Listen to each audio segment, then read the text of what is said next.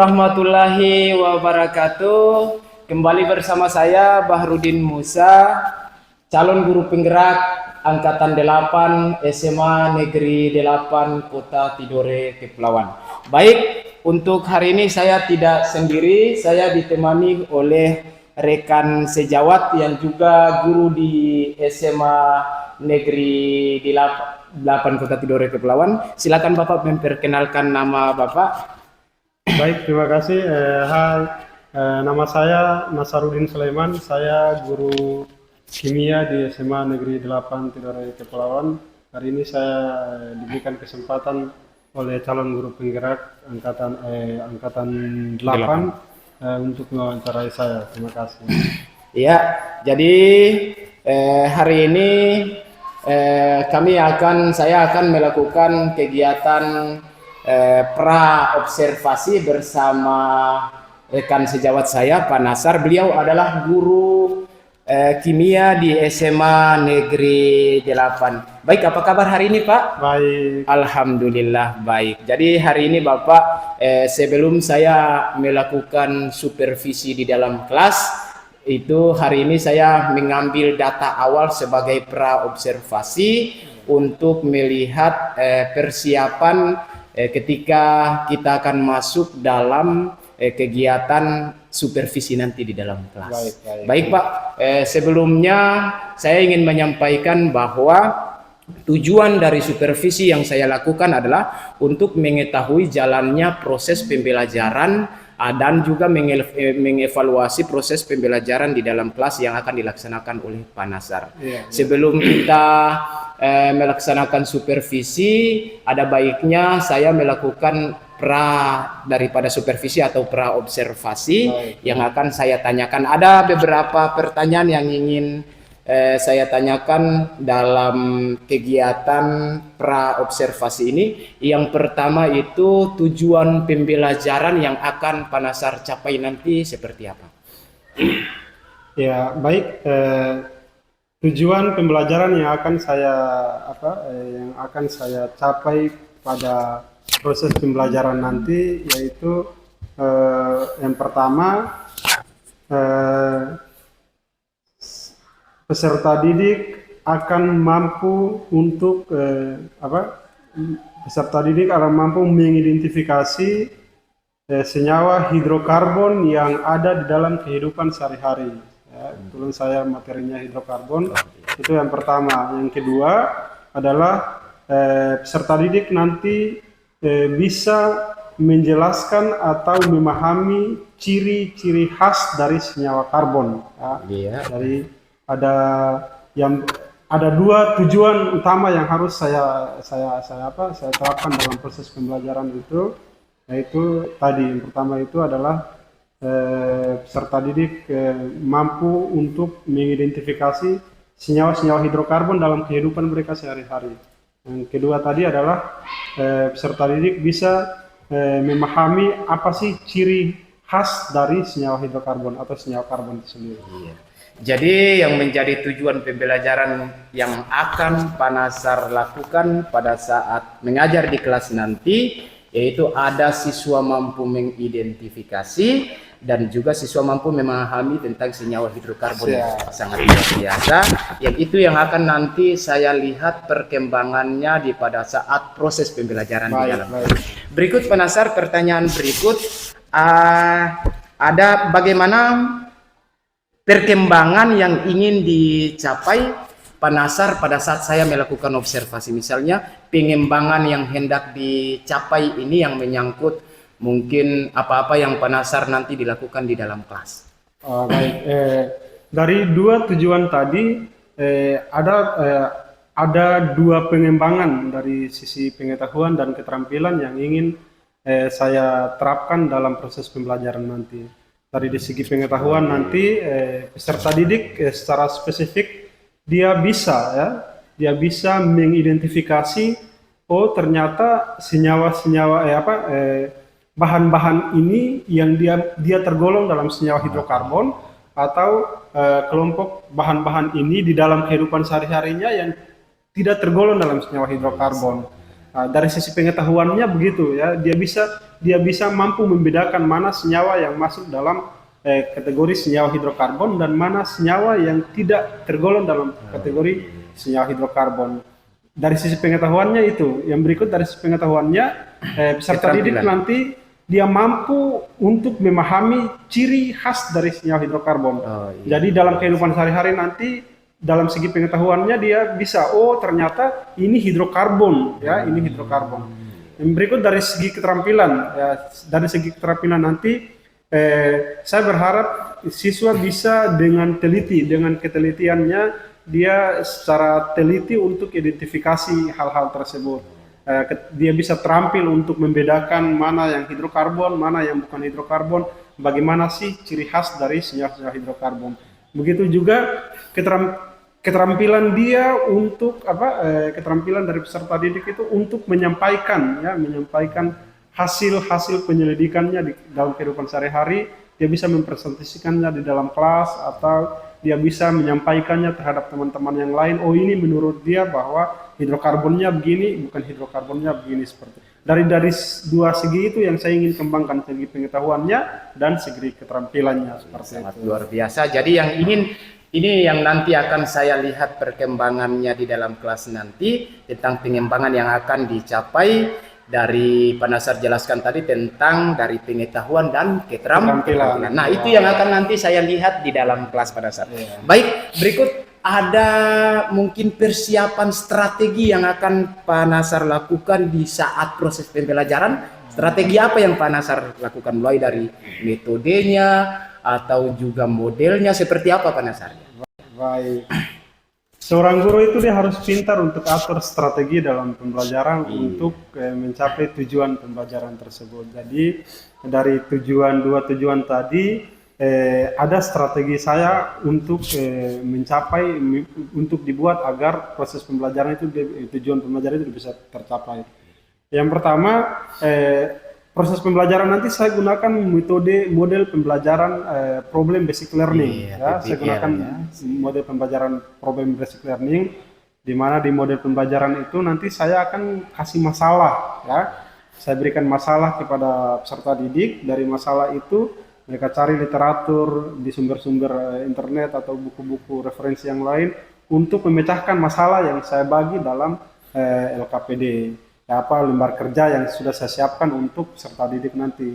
Jadi PBL, di dalam PBL itu juga ada diskusi-diskusi yang mereka lakukan di dalam kelompok, ya, baik diskusi dalam kelompok maupun diskusi antara kelompok satu dengan kelompok-kelompok yang lainnya, seperti itu. Dari model pembelajaran PBL yang saya siapkan strateginya untuk proses pembelajaran yang akan saya lakukan nanti, seperti itu. Jadi strategi yang dipersiapkan itu model pembelajarannya PBL. PBL, ya. Terus adakah media yang akan Pak Nasar rencanakan membawa media tersebut di dalam kelas untuk melakukan pembelajaran? Oh ya, tentu pasti media pembelajaran itu sudah saya siapkan untuk membuat agar proses PBL itu dia berjalan dengan baik sesuai dengan tujuan. Maka saya sediakan media-media yang sudah saya siapkan. Yang pertama tentunya saya pakai Infocus. Yang kedua saya gunakan laptop. Yang ketiga saya sudah gunakan PowerPoint-nya. Saya sudah gunakan PowerPoint-nya. Di situ juga saya sudah sediakan link pembelajaran dalam bentuk Google Form. Ya, saya sudah siapkannya. Jadi di samping saya tampilkan lewat Infocus, bisa juga saya kirim linknya kepada siswa agar siswa bisa kerjakannya lewat linknya, seperti itu. Dan sudah saya siapkan model PBL-nya. Sudah saya siapkan semuanya, baik dalam bentuk Infocus maupun pengembangan teknologi yang lainnya. Sangat luar biasa Pak Nasar ya. Jadi tentang dari strateginya menggunakan model pembelajaran PBL, terus menggunakan media di dalam kelas, dan ini juga nanti menjadi fokus saya pada saat melakukan supervisi di kelas nanti. Sangat luar biasa Pak Nasar, dari tujuan pembelajaran maupun dari area pengembangan terus sampai pada strategi yang akan Pak Nasar lakukan di dalam kelas. Ini menjadi bahan dasar saya untuk melakukan supervisi kegiatan Panasar di dalam kelas. Ini yang akan nanti saya lihat. Berikut Panasar, sebelum kita akhiri percakapan pada hari ini, kira-kira kapan Panasar akan melakukan kegiatan belajar sesuai dengan jadwal sehingga saya bisa melakukan supervisi pada hari itu? Oh iya. Saya rencanakan proses pembelajaran ini saya akan mulai pada hari Jumat nanti. Oh iya iya. Jadi kebetulan hari Jumat jam kimia saya ada di kelas 11, maka saya rencanakan hari Jumat di jam yang pertama. Oh, iya. Hari Jumat. Yeah. Oke, terima kasih. Berarti kita nanti ketemu di dalam kelas di hari Jumat nanti Panasar. Jadi saya akhiri untuk kita percakapan hari ini dalam percakapan pra observasi. Baik, nanti saya dan Panasar nanti akan bertemu pada hari Jumat pada saat Panasar melakukan proses pembelajaran di kelas. Assalamualaikum warahmatullahi wabarakatuh. Waalaikumsalam warahmatullahi wabarakatuh.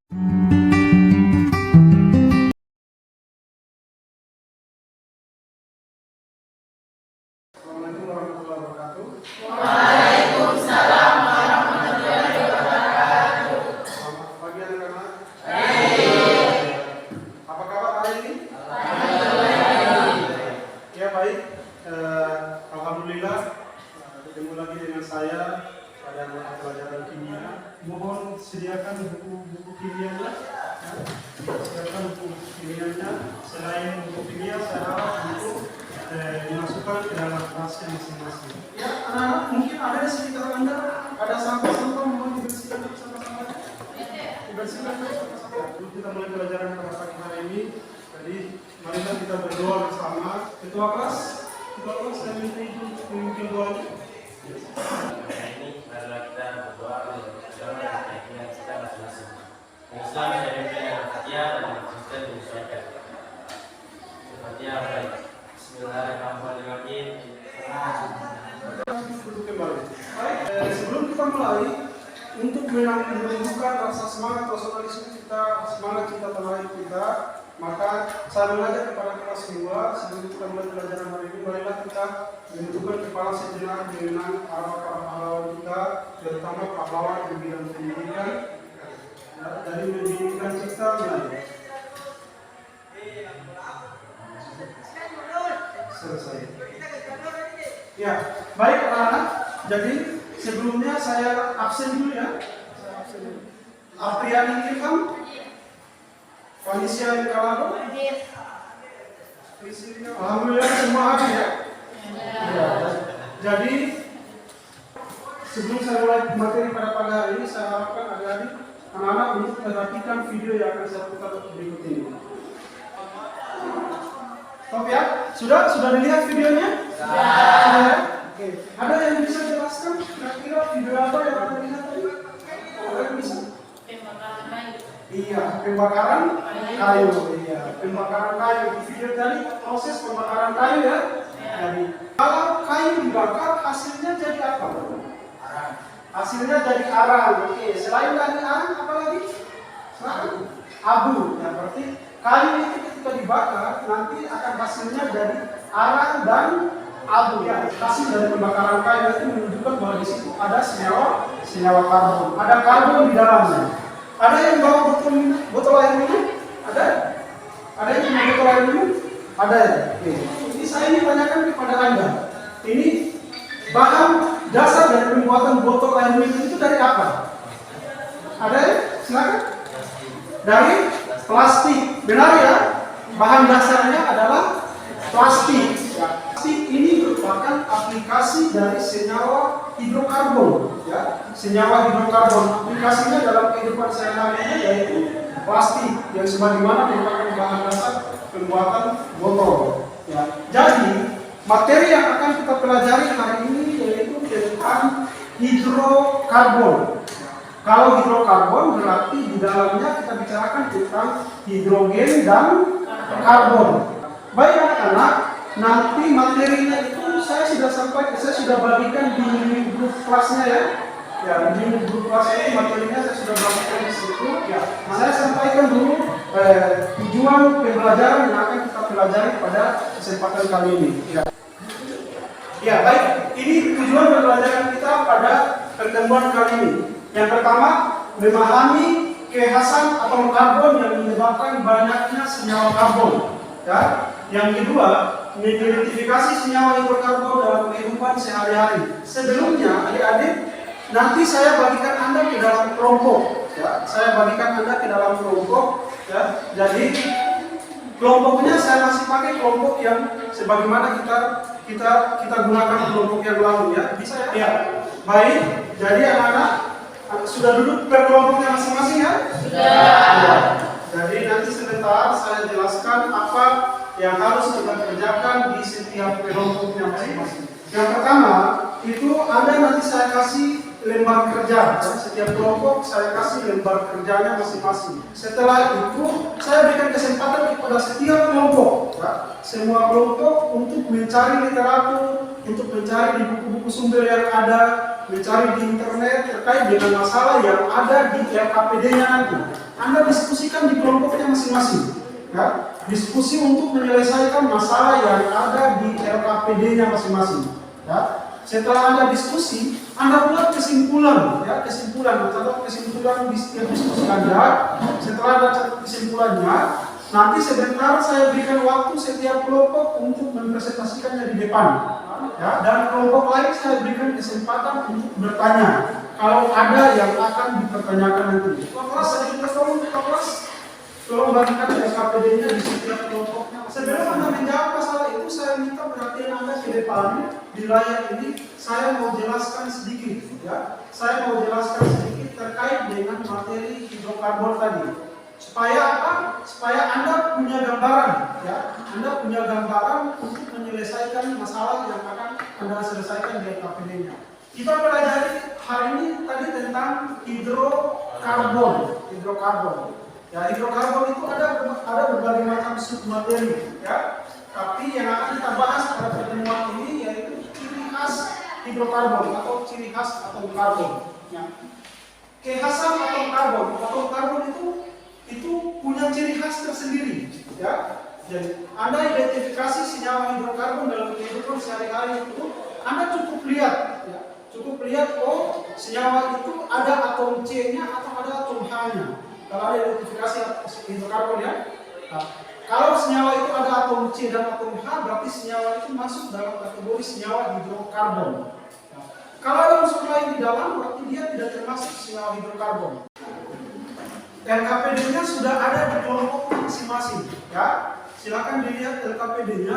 Di dalamnya itu ada masalah dalam bentuk pertanyaan, ya. Masalah dalam bentuk pertanyaan.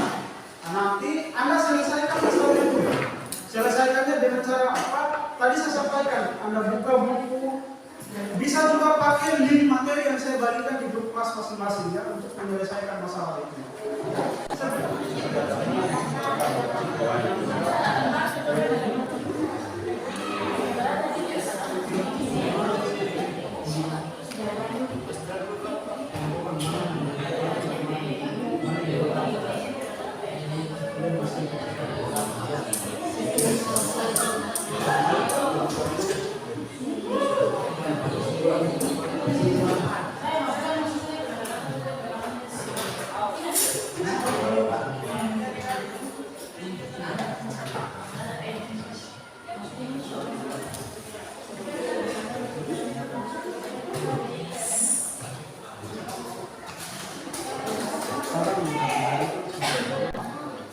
Baik, ya, sudah semua diskusinya? Sudah. Baik, kalau sudah semua diskusinya, kita lanjut ke tahap berikut, yaitu mana saya berikan kesempatan untuk mempresentasikan hasil kerjanya. Oke, mana kelompok 1?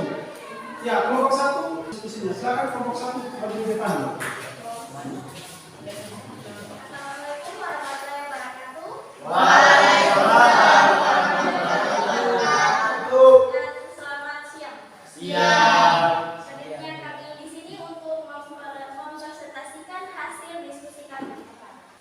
Jelaskan kenapa, karena di dalam zat tersebut terdapat senyawa hidrokarbon yaitu C dan H.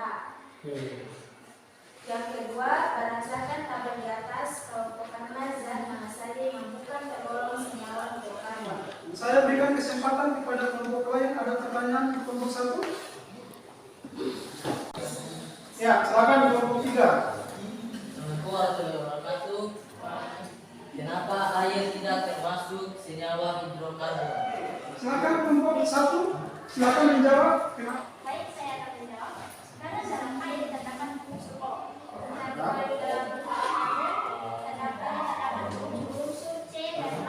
Kita berikan aplaus untuk kelompok 1. Sekarang kita lanjut di kelompok 2.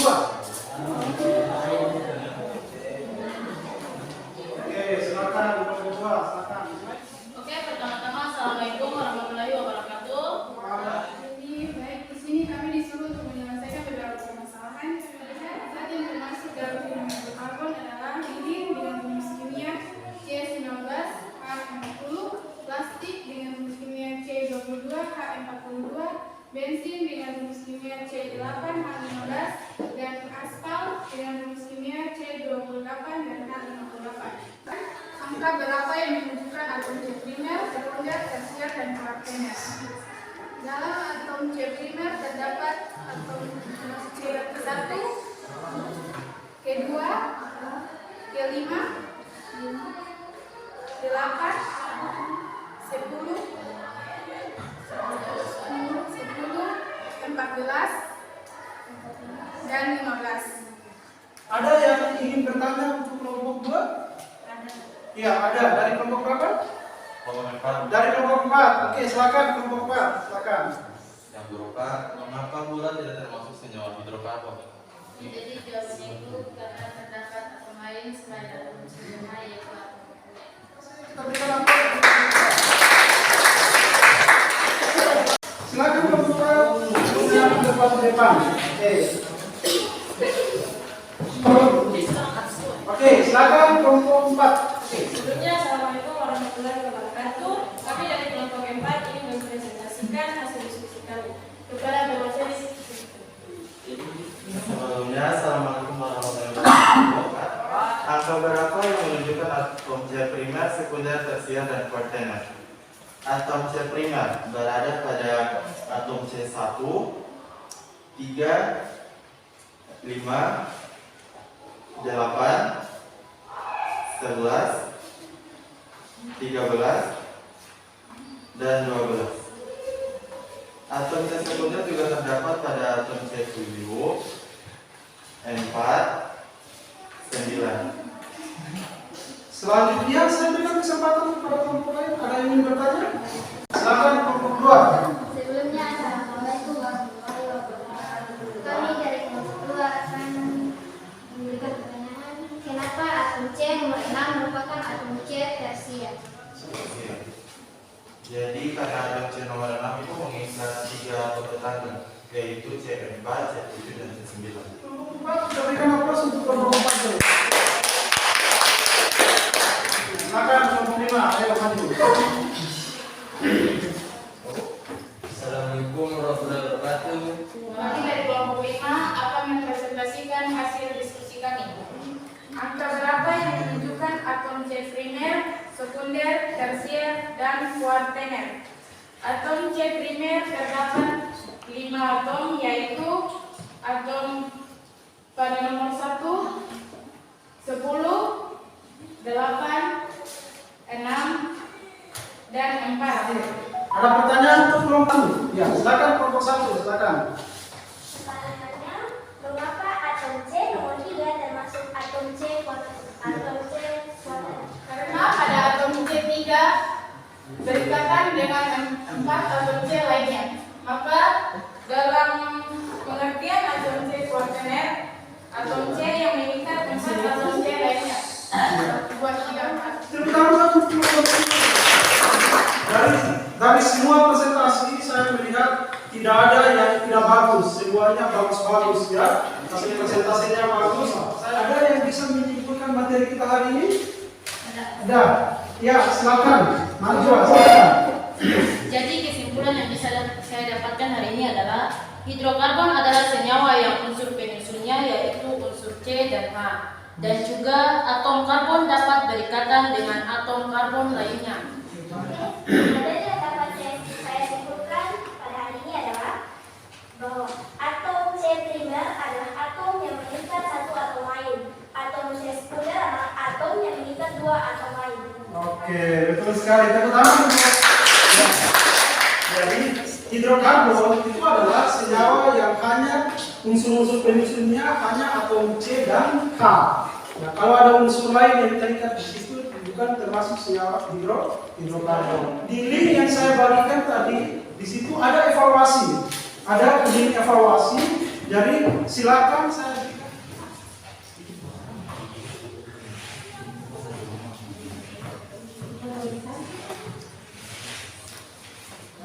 Jadi baik, pertemuan kali ini saya pikir kita cukupkan pada sementara untuk cukup pada hari ini. Nanti kita lanjut pertemuan pada minggu berikutnya lagi dengan materinya tentang alkana. Terima kasih atas waktunya, terima kasih, mohon maaf atas segala kekurangannya. Mari kita ucapkan hamdalah, alhamdulillah. Terima kasih. Assalamualaikum warahmatullahi wabarakatuh.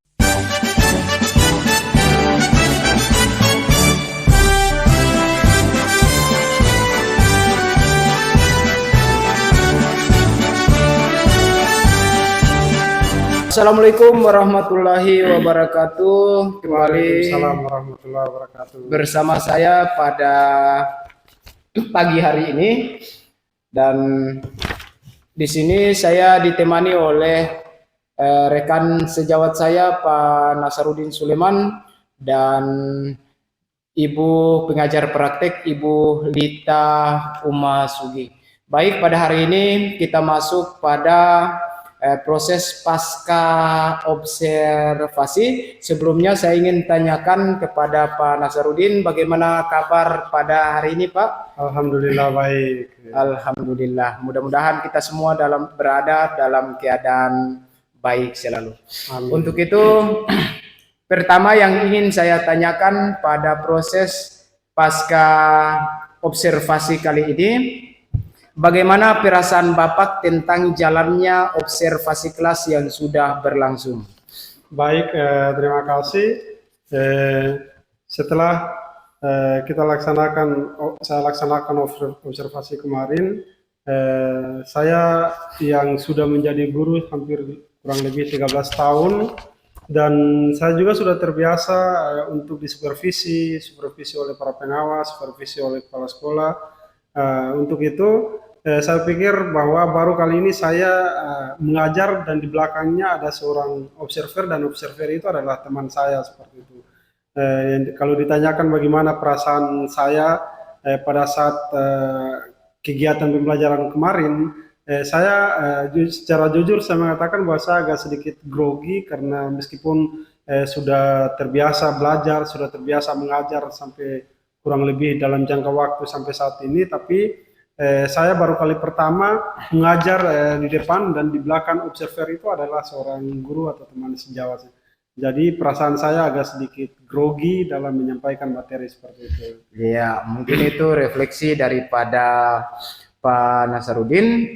Berikut untuk pertanyaan kedua, bisa Bapak ceritakan kembali tentang area pengembangan apa yang Bapak lakukan di dalam kelas, dan langkah-langkah pembelajaran yang dilakukan di dalam kelas seperti apa, Pak Nasar? Silakan, Pak Nasar.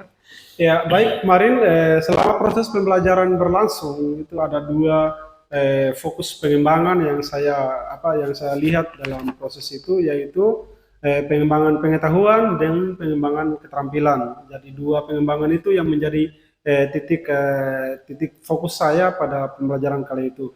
Di pengembangan pengetahuan itu bisa terlihat ketika saya kemudian mengorientasikan siswa pada sebuah masalah.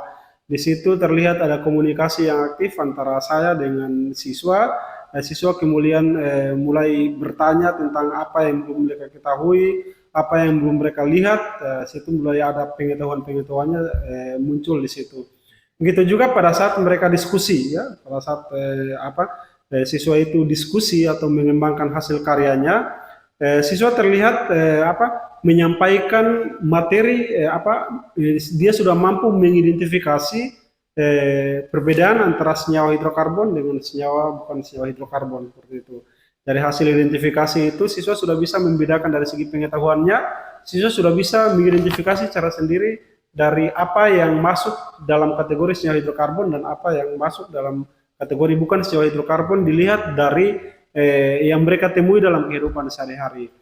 Selain itu juga dari segi keterampilan, saya kemudian melihat pada saat mereka menyajikan hasil karya, menyajikan hasil atau mempresentasikan hasil diskusi mereka.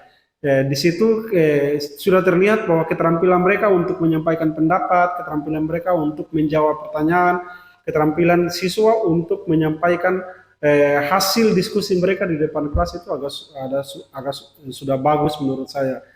Begitu juga keterampilan mereka untuk melakukan diskusi antara satu dengan yang lainnya. Jadi ada dua fokus pengembangan yang saya lihat pada proses pembelajaran kemarin seperti itu. Oh iya, sangat menarik Pak Nasar tentang pengembangan, fokus pengembangan yaitu untuk pengetahuan dan pengembangan keterampilan. Luar biasa Pak Nasar. Selanjutnya, menurut Bapak sejauh mana area pengembangan yang sudah Bapak sampaikan tadi, apakah sudah berhasil dilakukan atau belum Pak Nasar?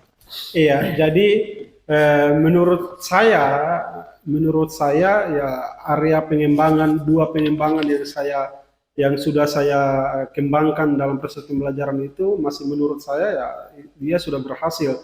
Indikatornya adalah pada saat proses pembelajaran berlangsung di pengetahuan siswa itu sudah bisa ya, dia sudah bisa mengidentifikasi sendiri, membedakan mana yang hidrokarbon dan mana yang bukan hidrokarbon. Dari keterampilan itu, keterampilan juga siswa sudah mampu, sudah terampil dalam menyampaikan pendapat, dalam menyampaikan ide, atau dia sudah terampil, keterampilannya sudah terafiliasi dalam proses pembelajaran, sehingga siswa sudah mulai terbiasa untuk berkomunikasi dengan baik dalam diskusi. Jadi menurut saya, tapi saya tidak tahu bagaimana menurut pandangan observer yang di belakang. Jadi untuk itu gunanya saya bisa tahu bagaimana saya bisa melihat kekurangan dan kelebihan dalam proses pembelajaran seperti itu. Iya, sangat menarik Pak Nasar ya. Jadi pengembangan untuk pengetahuan dan keterampilan siswa memang sudah berhasil. Ya, sangat menarik. Dan selanjutnya pertanyaan yang keempat Pak Nasar, apa kendala-kendala yang Bapak hadapi pada saat pembelajaran di dalam kelas? Iya, sebagai seorang guru ya proses pembelajaran dengan model pembelajaran apapun itu pasti memiliki atau mendapat sebuah kendala-kendala. Terlepas dari semua kendala itu ada beberapa hal yang menurut saya temui dalam proses pembelajaran itu, yaitu siswa kurang aktif ya, siswa terlihat pada saat bimbingan itu siswa masih terlalu kurang aktif dalam menjalani diskusi dalam bimbingan saya di dalam setiap kelompok seperti itu. Begitu juga pada saat diskusi berlangsung itu komunikasi yang siswa sampaikan itu terlihat masih ada yang kurang bagus dalam komunikasi, dalam diskusi seperti itu. Saya pikir itu beberapa kendala yang itu. Dari kendala itu menjadi masukan, menjadi apa buat saya untuk kedepannya lagi bisa lebih baik lagi. Iya, sangat menarik Pak Nasar. Dari kendala-kendala yang Pak Nasar temui di dalam kelas, ini menjadi batu loncatan untuk Pak Nasar lebih baik lagi ke depan. Luar biasa. Terus apa rencana tindak lanjut ke depan? Dan saya ingin tahu tentang kapan rencana tindak lanjut itu Pak Nasar lakukan dalam proses pembelajaran selanjutnya.